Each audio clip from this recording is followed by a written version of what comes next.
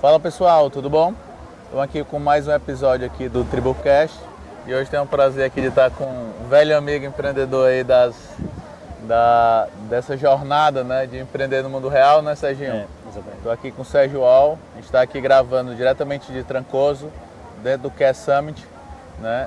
E aí, como eu falei para o Sérgio, né, que a proposta do Tribucast é exatamente a gente juntar essas tribos e fazer essas oportunidades, que sei lá, a gente não se vê acho que desde antes da pandemia, né? Desde a pandemia. Desde a pandemia, né? E aí, Serginho, apresenta pro pessoal aí quem é o Sérgio na fila do pão, né? Sérgio, meu nome é Sérgio Al, como o Edu colocou, eu tenho 49 anos, sou empreendedor desde os meus 19. Acho que na verdade eu nasci como empreendedor desde os meus 5, 6 anos, né? Porque o empreendedor ele nasce da escassez, né? Uhum. Então, eu sou empreendedor como negócio, eu comecei a empreender com os 19 anos. Hoje eu sou o co-founder da Conta Black, mas acho que antes da Conta Black tem todo um contexto do Sérgio, né? Boa. De onde nasce o empreendedorismo? Nasce da escassez, filho de uma empregada doméstica e de um metalúrgico. Pai e mãe que alimentavam 6 bocas, né? E dessas 6 bocas, em meio a tanta dificuldade, nasce a ambição de querer ser um empresário para tirar a família daquele lugar, né? E tendo dentro de casa, mesmo com toda a escassez, uma mãe que sempre me incentivou, falando que eu poderia ser o que eu quisesse, desde que eu seguisse alguns mandamentos, né? Óbvio. Boa. E por causa disso eu fui perseguindo essa vontade de querer de prosperidade, né? Porque você querer ser próspero não quer dizer que você precisa ter dinheiro. Sim. Então, durante toda a vida, eu vi vídeos, li livros, segui pessoas que eram no mercado empresarial, tive uma jornada intraempreendedora numa empresa... Que é isso que eu ia perguntar, Sim. Serginho, porque assim, como a perspectiva do Tribus é exatamente a gente trabalhar, né? Nessa perspectiva de eu estar visitando N tribos, né? Sim. Porque a gente está aqui no evento aqui com 180 lideranças aí, desde grandes empresas, a startups, né? Consultorias como a gente, a ONGs, etc. E eu queria que de repente você falasse um pouco do Sérgio nessa história de começo de vida, né? De Sim. começo de carreira, porque era essa perspectiva que, mesmo se você tivesse uma visão, né? Com toda essa questão de escassez que você trouxe, mas no primeiro cenário ali do 0 para o 1, né, o Sérgio foi né, tu começou a vida como? Qual foi o teu primeiro job aí? Como foi que tu começou a trabalhar? Sim. Qual era o teu primeiro desafio? Qual foi essa questão? Foi necessidade? Cara, eu precisava trabalhar, precisava ajudar em casa? Ou cara, não, eu precisava... Porque, por exemplo, no meu caso, né, a minha mãe lá e o meu pai eram funcionário público, né? Então, no primeiro cenário, eu queria, sei lá, a própria minha esposa, que é a minha única namorada, né? Eu precisava começar a namorar e ter, no mínimo, um recurso ali, né? Para começar a ter sua própria roupa, livros, etc., né? Cursos, né? Como é que foi esse início aí de vida da adolescência do Sérgio? Foi muito engraçado, né? Porque eu vi os meus irmãos mais velhos indo para as festinhas, às vezes levava eu e meu irmão. Uhum. E eu falava assim, mãe, eu preciso trabalhar, eu preciso ter meu dinheiro, meus irmãos compram as roupas bonitas, vão para as festinhas.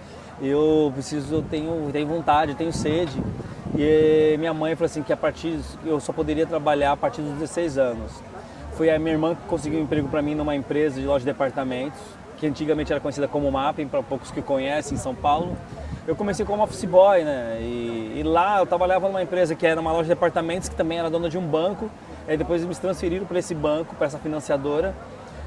E lá eu via os executivos da empresa, até em gravata. E eu era de uma família cristã, sempre andava bem trajado. Eu achava que a minha aparência poderia me permitir chamar uma atenção para conquistar um espaço dentro do banco, né? Mesmo que naquele momento tu ainda tivesse, de fato, só naquele serviço de office boy. Xerox, resolver serviços burocráticos, etc. Mas o que chamou a atenção é que eu era o único office boy que andava de terno e gravata. E os caras olhavam assim, que é esse rapaz? É o rapaz o office boy da cobrança, da área de cobrança. Eu disse, nossa, você veste bem. Eu falei assim, eu quero você representa a empresa. Então, foi o primeiro emprego que eu tive. Eu fiquei durante quase 10 anos nessa empresa. Legal. Essa minha vontade, essa gana, fez com que o banco, na época, me oferecesse um curso de direito, pago 100% por eles. Que legal. Com o direito de utilizar o carro da frota quando fosse necessário do banco. Na verdade eu não queria ser advogado, né? Mas eles viram eu um futuro diretor ali. Entendi. Então, quando eles viram isso, cara, eu falei assim, eu comecei a fazer meu dinheirinho. Sim, sim. Mas uma coisa agora que me chamou a atenção, eu conheço o Sérgio há, sei lá, uns 10 anos. Né? E o Sérgio, eu não conhecia essa história, né, do Sérgio. E aí, Sérgio, o que é que me chamou a atenção nesse primeiro cenário aqui que tu trouxe? Né, se a gente transportasse para ajudar as pessoas, né, ou que estão em transição de carreira, Sim. ou que estão começando carreira, etc. O que é que, além da história da tua cultura, né, o que é que tu de fato percebeu além da vestimenta? Porque não adiantava, talvez, se eu estiver falando besteira, você me corrija, né? O comportamento da sua vestimenta, ele também se traduzia nas suas atitudes, Sim. concorda ou não? Porque senão nos 10 anos não teria tido todos esses benefícios, né? Deles te apoiarem numa perspectiva da formação, etc. Que elementos do Sérgio nessa primeira jornada ali dos 10 anos que tu acha que, cara, fez o Sérgio sair, né, de um office boy para alguém que de repente estava se utilizando dos benefícios e recursos do banco, né? Que obviamente dos resultados que você trouxe, o que é que tu elencaria alguns pontos aqui que foram importantes nesse início de carreira do Sérgio?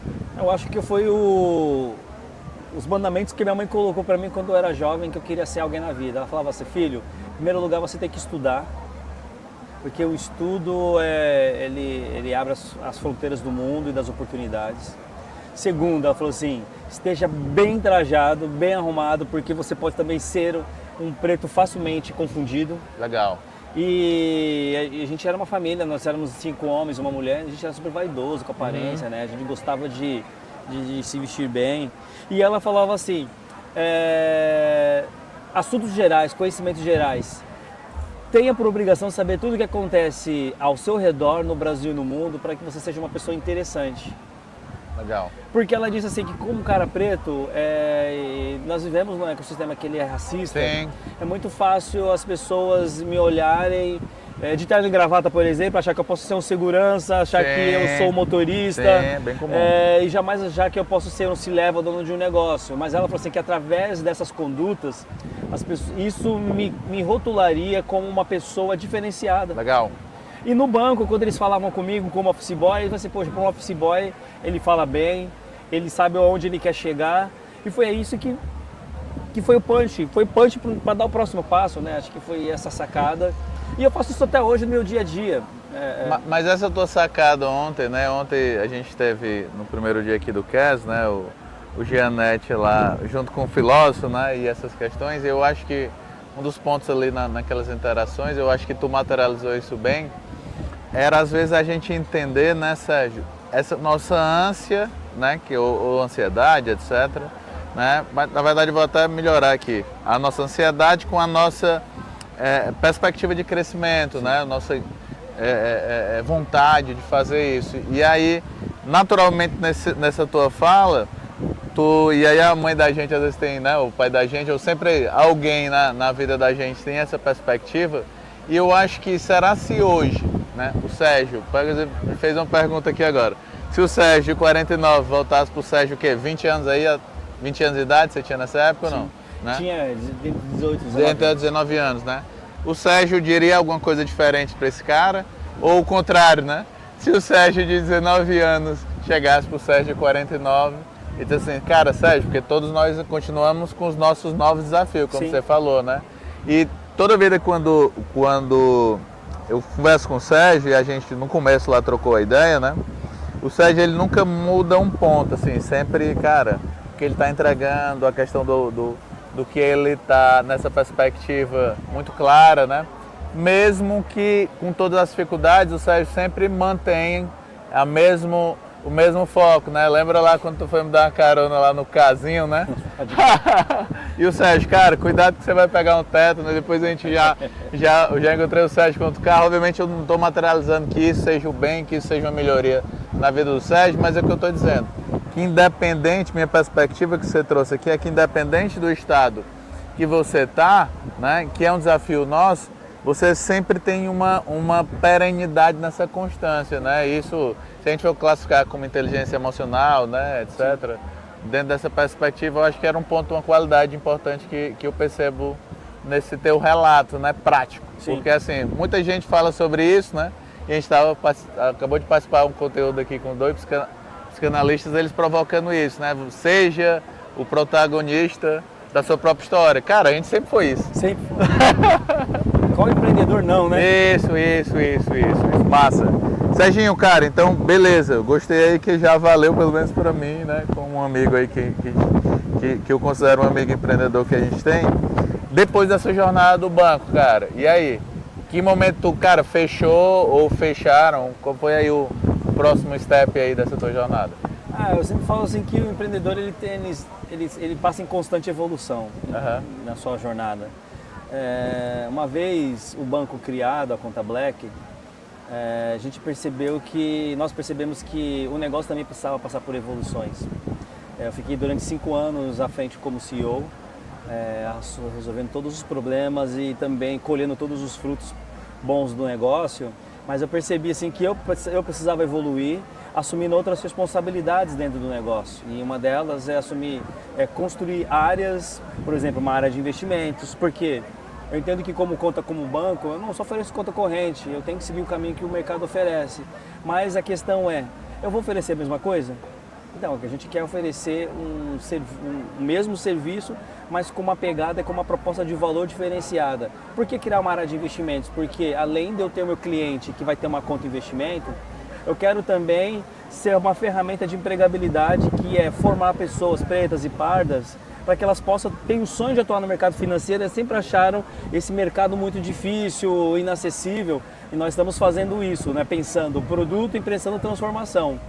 A outra ideia também, que está dentro dessa mesma área, por que não eu posso ter um fundo para ajudar os pequenos empreendedores? Então eu tive que estudar, me conectar com outras pessoas, me provocar isso, para o fundo com a ideia de criar um fundo que atendesse algo que o mercado nunca atendeu hoje, que é o microempreendedor individual, seja pessoa física, seja um empreendedor inexperiente, experiente, mas que também tenha dentro da proposta de valor a educação financeira.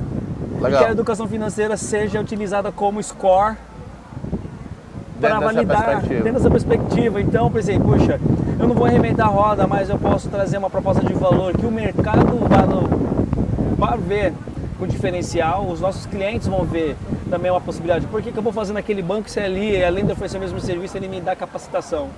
Boa. Então é isso que eu estou fazendo. E aí eu vou deixar que vai ficar gravado para a posteridade, né? No momento 0 que eu conheci o Sérgio, né? Obviamente, no momento 2 ali, que a gente aprofundou nessa relação de empatia, né? O Sérgio trouxe exatamente esse ponto. E aí, do meu lado, né, eu ficava, cara, como é que eu consigo ajudar esse cara? Né? E aí foi a nossa primeira provocação no nosso reencontro, né? Vai ser o nosso encaminhamento, tá gravado agora, entendeu? Certeza. Eu disse, cara, Sérgio, agora a gente tem, né? A FWK tem um parceiro, a gente na FWK sabe estruturar esse modelo de governança e tal. Que aí o que acontece, ó, presta atenção aqui que o rolê vai... A gente estava lá atrás com o Sérgio, eu trouxe agora ele lá para frente, depois eu vou voltar um pouquinho para trás também, até para a gente entender como é que ele chegou na história do banco, que é uma história interessante. Mas entendo um ponto, pessoal, ó, o ponto de ele respeitar a jornada dele, né, do time e etc, né, tem tudo a ver com maturidade, né?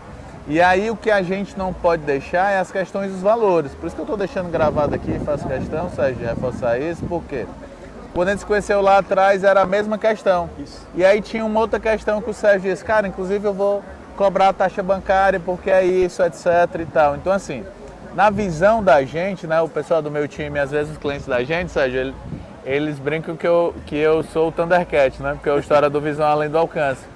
Mas é porque, de uma perspectiva da visão do empreendedor, da empreendedora, ele está olhando lá na frente, né, numa perspectiva de tentar trazer para o dia de hoje, né, que é o que tu disse, cara, há 5 anos atrás isso fazia sentido, hoje 5 anos atrás tu passou esse bastão para a Fê, né? Mas aí eu queria só voltar de novo ali na história da gente voltando lá atrás, depois tu sai para o mercado financeiro, aí tu vai para a área ou tu já vai empreender? Em que momento foi esse insight aí de dizer, cara, o incômodo, né, os comportamentos que você tinha, e eu acho que foi muito legal tu ter trazido, porque tu disse, Edu, lá atrás eu já comecei com a perspectiva de ser um empreendedor, então tinha comportamento, as atitudes, etc, né, de dizer aqui, cara, por mais que o meu papel ali não fosse, tivesse uma relevância corporativa, eu estou botando bem entre aspas, porque é isso, todo mundo tem uma relevância, né? Mas aí em que momento foi que lá no timing que tu disse, cara, eu vou começar e vou me jogar aqui pro outro lado do balcão, Sim. né, para empreender, que aí foi antes, obviamente, do Conta, né? Sim, eu acho que o start começou no momento em que o desejo, aquela oferta feita pelos diretores, eu falei que não queria ser advogado, eu queria ser dono do meu próprio nariz, eu não tinha noção de onde ia começar. Nesse meio espaço de tempo eu fiz marketing multinível para entender a relação das pessoas, o poder da influência. Ou seja, já tive a experiência do mundo corporativo pela empresa que eu trabalhei 8 anos. O outro me ensinou como construir uma liderança e ter ao seu lado pessoas que acreditam em você. Foi aí, em 1996-97, eu resolvi ir realmente a campo, né? Montar meu primeiro negócio. Eu, meu primo e mais 4 amigos resolvemos montar nós jogávamos videogames todas as quartas-feiras, regado a cerveja, vinho, pizza, até a madrugada. E eu falei pro meu primo assim, por que não faz isso num negócio? Sim. Poxa, que legal. E sem planejamento, sabe? Às vezes você empreendedor, às vezes um empreendedor de necessidade, né? Às vezes não planeja muito, vai lá e faz. Sim. Nós passamos madrugadas, construímos uma plataforma que é um buscador de dicas de internet, de jogos para a internet, que virou um sucesso em termos de público, uma base que tinha mais 50 mil dicas. Caraca. A gente começou a chamar a atenção do mercado do videogame, como Nintendo, Sony, Electronic Arts, Microsoft, até Apple. E aí a gente hypou nesse mercado, que até então o Brasil era líder de pirataria. Sim. Então de uma escassez eu vi uma oportunidade de identificar onde está esse meu público. Sim. Vendi minha parte na sociedade depois desses 3, 4 anos, que eu construí uma carapaça, que é a experiência de, poxa, eu quero ir muito mais além, porque eu descobri que eu era uma pessoa muito criativa. Sim. E eu falei assim, eu acho que de tudo que nós fizemos, o meu sonho é atuar no mercado publicitário. Eu fui lá e montei uma agência, a iBeats. Fiquei por 20 anos nesse mercado. Legal. Eu comecei com especialidade em internet, porque a internet era a bolha daquele momento nos anos 2000. Daí eu fui criando outras áreas de acordo com a necessidade dos clientes, até ela virar 5 anos ou 6, 7 anos depois, virar uma agência full service, sabe? Legal. Mais 30 funcionários. Legal. Eu era o cara comercial que executava o papel de líder dentro da agência. Eu era um cara da venda que tinha a retórica da venda. Eu me relacionava com os meus clientes e eu também tinha essa postura corporativa. Eu era um cara assim, que andava bem arrumado, quando ia para o cliente terno e gravata, era chamado para os eventos. E isso me deu toda essa experiência para empreender de fato, né? Mas aonde isso culmina no banco? Culmina no banco no momento assim, que eu já tinha uma agência com mais de 30 funcionários, folha de pagamento, produtos e serviços. Eu tinha um crédito pré-aprovado que eu nunca utilizei na minha vida. Eu falei assim, não preciso do crédito, eu estou bem. Porque tu estava girando, né? Estava girando. Aí, por uma provocação dos meus sócios da área de criação da agência, nós queríamos modificar pelo menos metade dos equipamentos da área de criação. Eu falei assim, vamos usar aquele microcrédito, aquele crédito que já está aprovado. O gerente só tem que assinar o papel. Porque já estava girando, né? Só um ponto que eu acho que tem a ver com a história do crédito, né? Ou do fluxo, né? Que às vezes é um problema neurálgico, por exemplo, quando a gente está passando, né? Eu aprendi também isso na prática, eu comecei a FWK com menos de 215 mil reais, né? Meu nome da SPC Serasa, então nem crédito tinha, pelo menos já tinha a história, mas a gente sempre fala, e aí é exatamente uma dúvida que me surgiu, que o melhor dinheiro para a gente que é empreendedor é o dinheiro do cliente, né? Ou seja, você me dá projeto e tal. Quando você começou esse negócio da agência, você já tinha cliente, então o próprio dinheiro do cliente e projeto é que foi financiando. Legal, legal. E aí, quando foi nessa história da rampagem, era uma dúvida por quê? E aí vou uma provocação de um cara, acho que tem uma profundidade do mercado financeiro, que eu acho que é uma contribuição que a gente precisa dar para os nossos empreendedores e para nossas empreendedoras. Sérgio, qual a tua opinião, né? Abrindo um parênteses aqui na história, mas eu acho que é uma contribuição importante de uma pessoa que tem uma profundidade que você tem, de relacionamento, né? O que tu entende quando as pessoas estão numa jornada do Venture Capital, né? Entendeu? E aí eu não estou dizendo se é melhor, pior, estou aqui querendo que a gente traga, porque no final do dia, né, somos dois empreendedores. né? O que é que tu percebe nessa perspectiva que a gente vê muita gente nessa jornadinha, né, cara? Eu vou resolver esse problema, tem alguém que bota dinheiro para cá, tem alguém querendo botar dinheiro para lá, etc. Ou então do outro lado, cara, eu vou começar um negócio sobre XPTO, cara, eu tô numa rodada de captação, não sei nem qual é meu cliente, etc. Né? Como é que tu percebe esse mercado? O que é que tu tem visto, né? Tu percebe que isso é saudável, isso já se ajustou, isso a gente está numa jornada, olha no Brasil, beleza? Sim. Né? Como é que tu tem percebido isso nesses últimos anos e principalmente agora em 2024? Bom, para nós que começamos nosso negócio no bootstrap ali, Sim. sabe? Nós sendo o próprio investidor da ideia, porque as pessoas jamais, o investidor jamais iria colocar dinheiro nisso. Eu acho que os CVCs que estão aí no mercado, eles surgiram com o intuito de tentar acelerar esses processos, né? Mas teve muitas pessoas que se perderam também no meio desse caminho. Sim, né, cara? Pronto. Tu colocou um ponto importante, porque às vezes eu vejo a gente colocando muito na conta do CVC, né? O cara tá olhando só financeiro, etc. Cara, isso aí já é o papel desse pessoal, né? E eu não tô questionando, eu acho que é isso. E obviamente eles também do lado começaram a ter mais sensibilidade, começaram a entender que, cara, é aquela velha história, não é investir no cavalo, é investir no cavaleiro, né? Ou na Amazônia. Então é sobre isso, né? Mas do outro lado, tu pegou num ponto exatamente disso. Do lado de cá do empreendedor, eu acho que teve uma sede ao pote, né? Muita Sim. coisa que muitas vezes você captava sem precisar, etc. Tu percebeu isso, né? Percebi. A gente, por exemplo, nosso primeiro investimento aconteceu 3 anos depois da Conta Black ter sido criada. Mas por quê? Porque a gente entendia que o mercado estava mudando e a gente entendeu que era o momento de captar, porque a gente já tinha estrutura rodando e a gente precisava fazer melhorias de tecnologia, então era uma coisa mais interna. Entendi.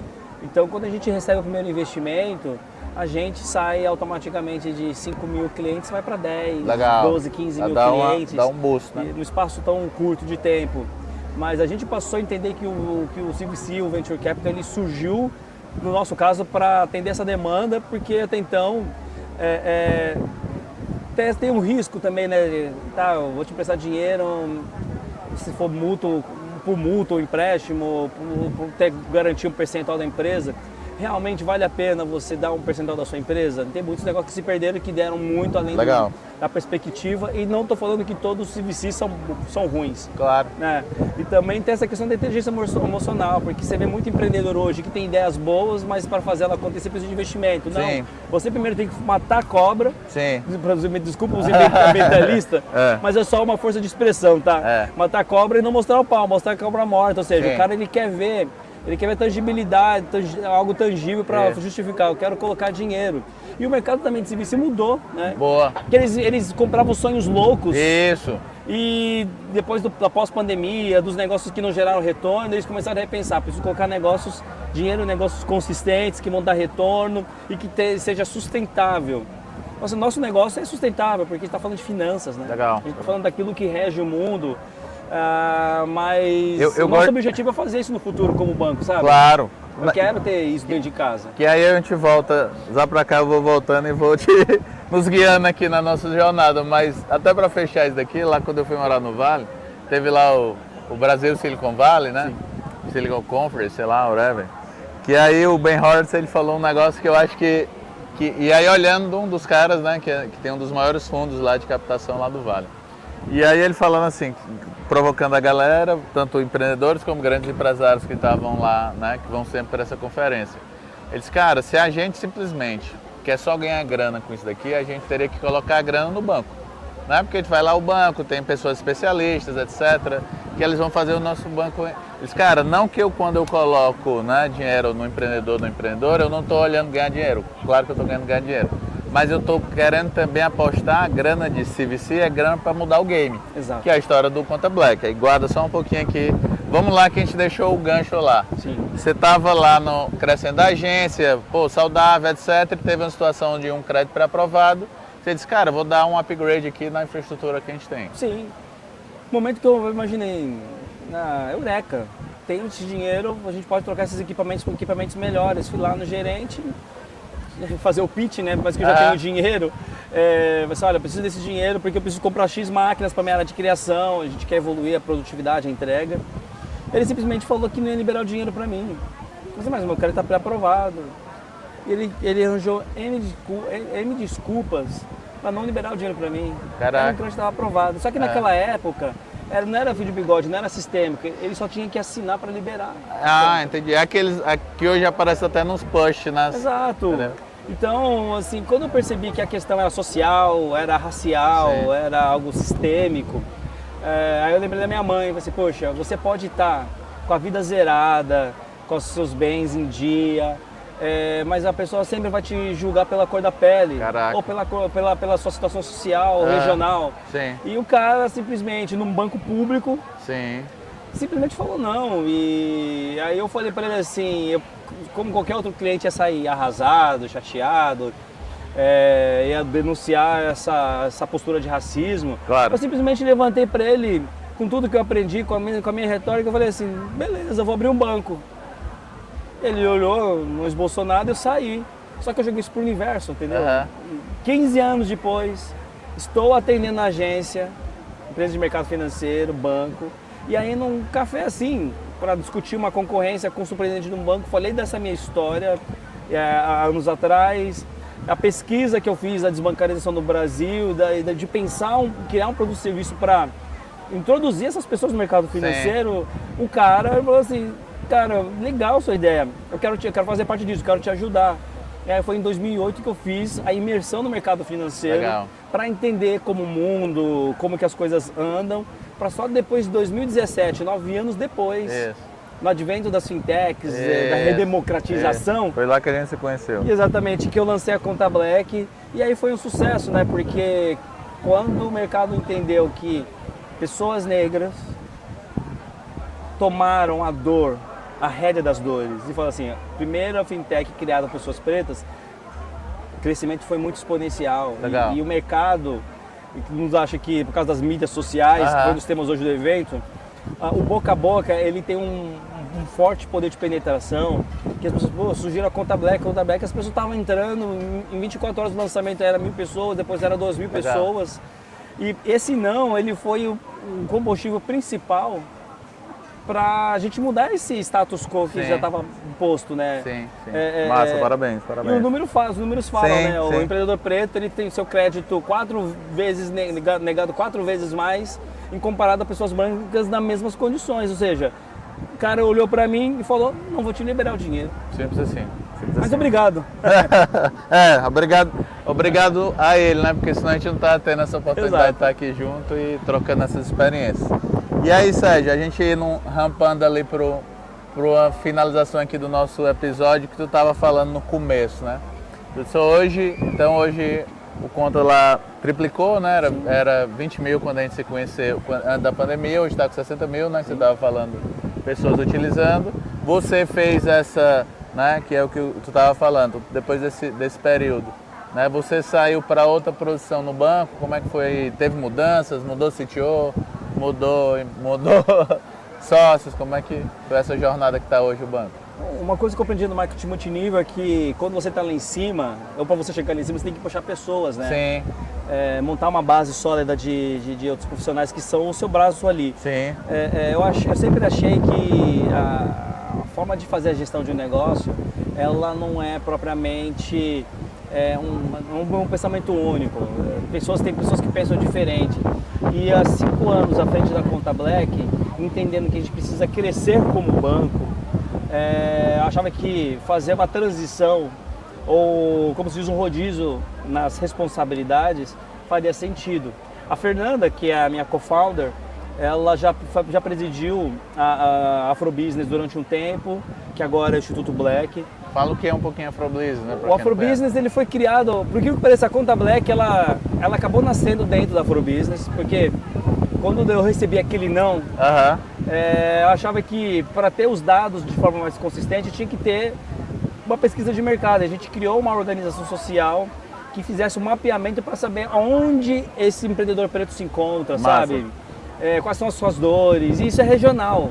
Uma coisa é o empreendedor de São Paulo, do Maranhão, que são dores diferentes. Sim.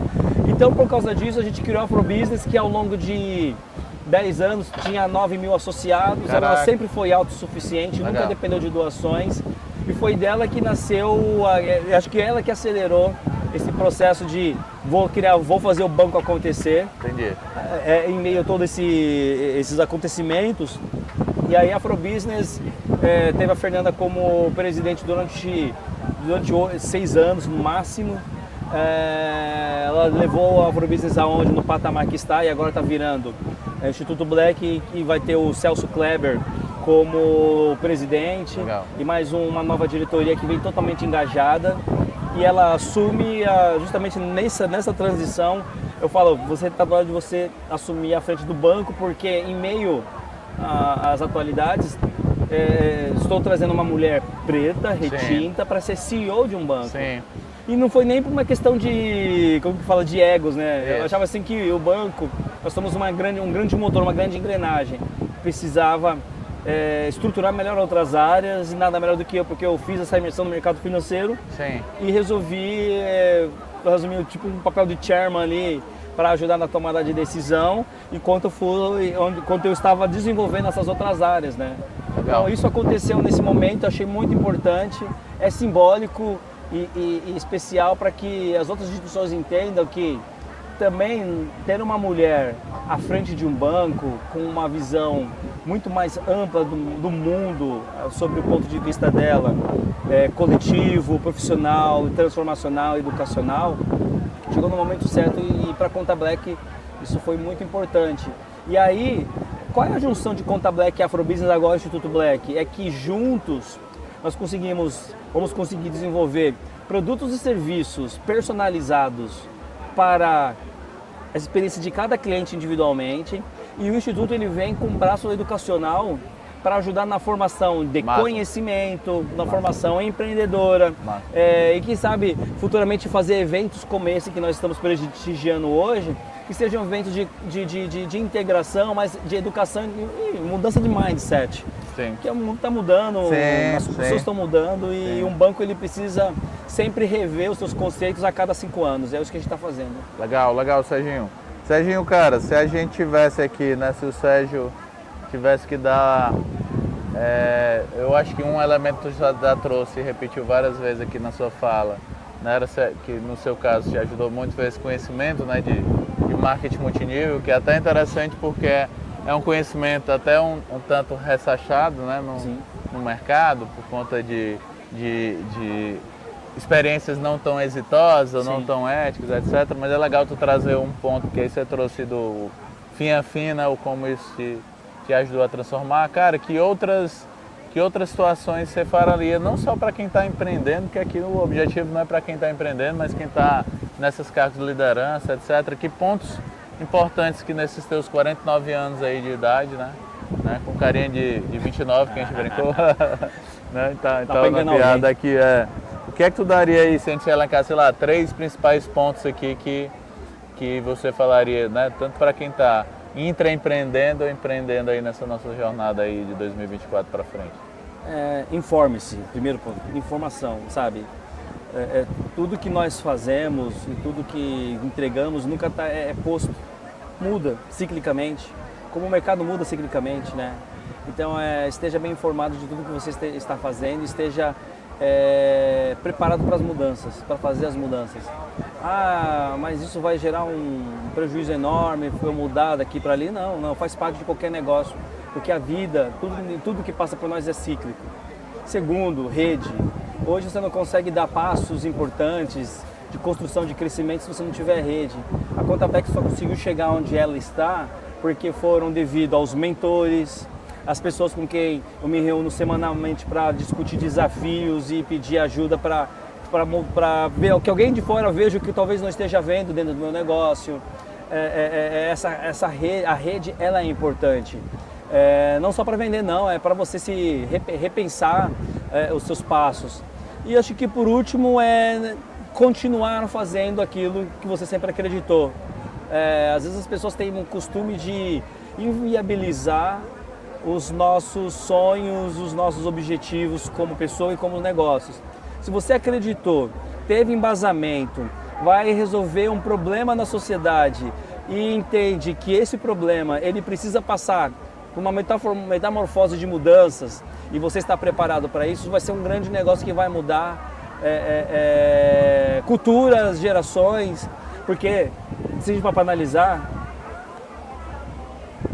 o Facebook tá aí, mas ele só rampou esse caminho porque o Orkut veio e cortou esse mato com faca. Sim. Depois veio o Instagram, aí o Facebook foi inteligente, comprou o Instagram, WhatsApp. aí agora tem o WhatsApp, TikTok, sabe, que veio para ver uma grande revolução. Então, quer dizer, o mercado é assim, em constante evolução. Sim. E a gente tem que estar preparado para evoluir também. E assim, tá falando o Sérgio, que construiu um negócio numa comunidade, depois montou uma agência de publicidade.